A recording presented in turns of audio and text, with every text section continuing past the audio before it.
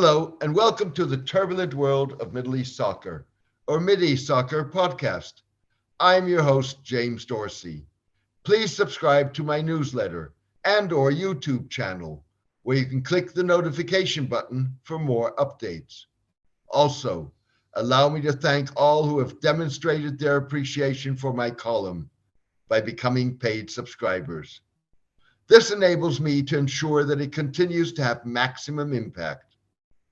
Maintaining free distribution means that news websites, blogs, and newsletters across the globe can republish it. If you are able and willing to support the column, please become a paid subscriber by clicking on Substack on the subscription button at www.jamesmdorsey.substack.com and choosing one of the subscription options. Thank you. Take care and best wishes. In a mirror image of recent polling in the Middle East, a just published survey of Muslims in Southeast Asia suggests Islam's central role in people's daily lives and choices. The survey was published days after former Indonesian Minister of Social Affairs, Habib Salim Segaf Al-Jufri, was named Secretary General of the Qatar-based International Union of Muslim Scholars, founded by controversial Islamic scholar Yusuf al-Qaradawi, one of the world's foremost Muslim theologians associated with the Muslim Brotherhood. Mr. al-Qaradawi died on Monday in Doha at the age of 96. Intriguingly, Mr. al-Jufri, a senior member of Indonesia's Brotherhood-affiliated Prosperous Justice Party, also represents the World Assembly of Muslim Youth, WAMI, in East and Southeast Asia, a Saudi government-funded organization initially established in the 1970s to promote Saudi religious ultra-conservatism globally. Since 2016, the group has been redirected to promote Crown Prince Mohammed bin Salman as a reformer, pushing the kingdom towards a more moderate and tolerant interpretation of Islam. The publication also came as Nahdlatul Ulama, the world's largest Muslim civil society organization, in the world's most populous Muslim majority country and democracy, forged an unlikely alliance with Saudi Arabia's Muslim World League. Like WAMI, the League, once a prime vehicle globally propagating Wahhabism, has become Mr. bin Salman's primary vehicle in his effort to garner religious soft power and propagate an autocratic version of Islam that is socially liberal, but that demands absolute obedience to the ruler. Neither event will have influenced the responses of the 1,000 people covered in the survey of Southeast Asian Muslims. But the events put the poll into a context in which Muslim organizations, whether state-controlled or not, are pushing different concepts of a moderate interpretation of Islam and making political Islam's perceived legitimacy or illegitimacy one of their key drivers. Mr. bin Salman, who pushes social reform against the background of a history of promoting ultra-conservative dominance, may be more concerned about the growing importance of traditional Islam than governments in Southeast Asia, whose history and encounter with Islam are often influenced by local culture, tradition, and mysticism.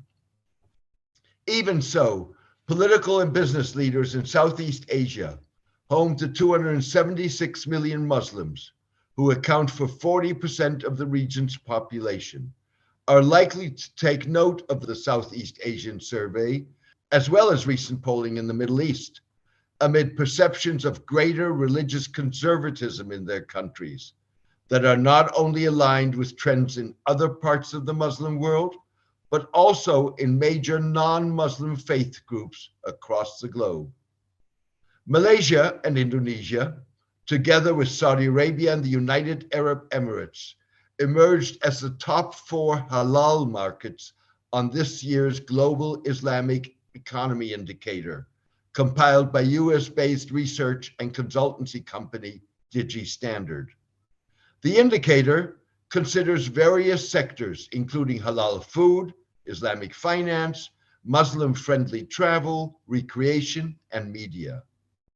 Malaysia maintained its long-standing top position because of a 20% jump in investment in Sharia-compliant funds and the success of its Islamic cartoons for children. 91% of the respondents of the Southeast Asian survey, conducted by two New York-based consultancies, Wunderman Thompson Intelligence and the Muslim Intel Lab, established last year by YMLY and R, described a strong relationship with Allah as very important. Lagging in importance was wealth, which was of significance to only 34% of those surveyed, followed by 28% who cared about their passions, and 12% to whom fame was a concern.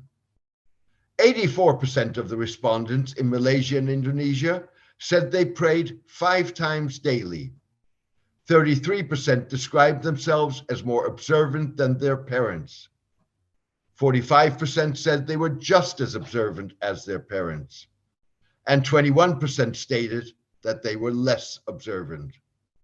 Religion's increasing importance stroked with the polling in the Middle East, where 41% of 3,400 young Arabs in 17 Arab countries aged 18 to 24 said religion was the most important element of their identity, with nationality, family, and/or tribe, Arab heritage, and gender lagging far behind. That is 7% more than those surveyed a year earlier. The Middle Eastern polls further showed that a majority disagreed with the notion that we should listen to those among us who are trying to interpret Islam in a more moderate, tolerant, and modern way. In many ways, the Southeast Asian survey was more granular than the Middle Eastern polls because it focused on Muslim consumer behavior. The poll put into perspective a decision in March by the Indonesian Ministry of Religious Affairs, headed by a prominent Nahdlatul Ulama figure, to deprive the once powerful Indonesian Ulama, or Islamic Scholars Council, of its de facto monopoly on halal certification by opening the sector to competition. Halal certificates are big business. The Halal Product Assistance Agency issued the certificates based on a fatwa issued by the council to companies in food, fashion, education, pharmaceuticals, cosmetics, tourism, media, travel, medical, health, art, culture, and finance. The overwhelming majority of respondents in the Southeast Asia survey, 91%, said whether a product was halal was very important in their decision to purchase. At the same time, 83% identified halal with certification by an Islamic body. 61% factor halal into their banking and investment preferences. 77% said the availability of halal facilities was important in their choice of travel destinations. 85% wanted a metaverse that caters specifically to Muslims, and 53% used prayer and Quran apps. All in all, comparing the polls suggests that religion plays an increased role in people's lives in the Muslim world beyond the Middle East. In Southeast Asia, the survey underlines the importance of efforts by groups like Nahdlatul Ulama to promote a humanitarian interpretation of Islam that is tolerant, pluralistic, and respectful of human and minority rights. In the Middle East, the surveys challenge autocratic leaders whose concept of moderate Islam is social reform needed to cater to youth aspirations, enable economic diversification, and provide religious legitimization of their absolute power as part of a strategy for regime survival. As a result, Southeast Asia, rather than the Middle East, may emerge as the cradle of religious reform in the Muslim world, if groups like Nahdlatul Ulama prove capable of persuading their Middle Eastern counterparts that reform has to be genuine and holistic rather than self-serving. That is if with a capital I. Thank you for joining me today. I hope you enjoyed the podcast. Also, thank you to all who have demonstrated their appreciation for my column by becoming paid subscribers. This allows me to ensure that it continues to have maximum impact. Maintaining free distribution means that news websites, blogs, and newsletters across the globe can republish it. If you are able and willing to support the column, please become a paid subscriber by clicking on Substack on the subscription button at www.jamesmdorsey.substack.com and choosing one of the subscription options. Please join me for my next podcast in the coming days. Thank you. Take care and best wishes.